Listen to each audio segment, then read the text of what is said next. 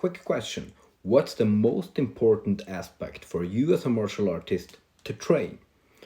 Think about it for a second and then come back with your answer.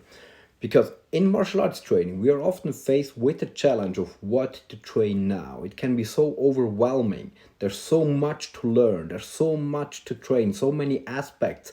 Every technique, physical, mental part of training, strategy, so many things. As a boxer, should it be your jab or your straight or your hook? Or should it be double leg takedown or whatever should it be? Let me give you a simple answer. The most important aspect to train for you should always be the one that you're weakest at. Because let's face it, it's so easy to defeat another human being. Beings crumble so quickly. It's so easy to knock somebody down. It's so easy to choke somebody or joint lock somebody. The difficult part is to defend all of that. Because the other person can knock you out with one punch, or they can defeat you with one lock, or one choke, or one throw. And while it's fairly simple to develop one strategy to defeat your opponent, like you just need one choke, right? But you need to be able to defend all of them. Or if your attack is really weak and you're good at defense, how are you gonna win that fight?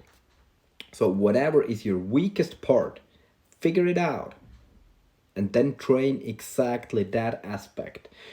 What good is all of your technique if you're physically weak? What good is if you're physically strong and don't know what to do? What good is your strength if you don't have endurance? What good is your endurance if you're not strong?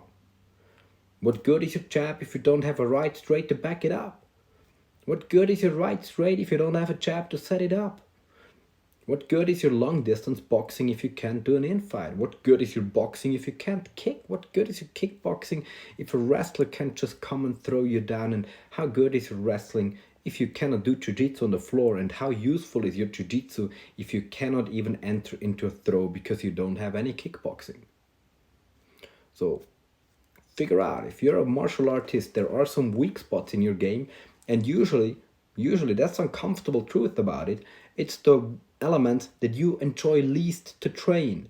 That's why you have avoided those elements for so many years, and that's why they have become your weak spots that your attacker or opponent might exploit to defeat you.